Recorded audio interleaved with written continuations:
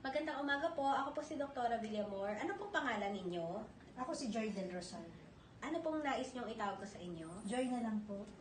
Okay, Joy. Itong pag-uusapan natin para malaman ang iyong kalagayan at para magamot ka namin ng tamang paraan. Okay ba yon? Okay naman po. Okay, Joy. Ilang taon ka na? 59 years old po. Okay. Saan po kayo nakatira? Sa Malabon po. Ano po pinagkakabalahan niyo? Housewife po ako.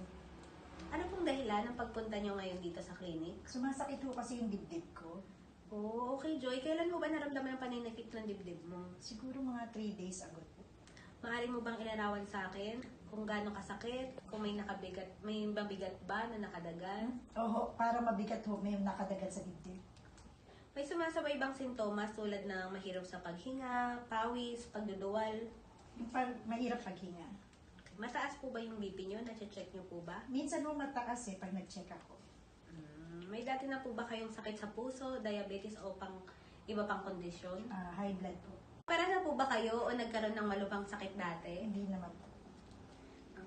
Meron na po ba kayong mga kamag-anak na nagkaroon ng sakit sa puso, stroke, or diabetes? Yung pong tatay ko namatay sa sakit sa puso.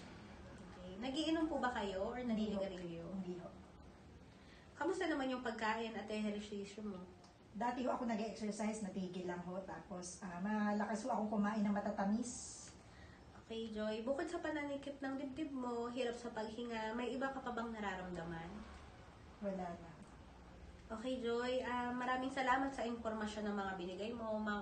Makakatulong yan para malaman natin kung paano ka natin gagamutin. Pero sa ngayon, bibigyan mo na kita ng lab test para malaman kung ano ba yung mga gamot na para mapagaling ka at tama para sa'yo. Okay? Sige Okay, po. salamat. Salamat po.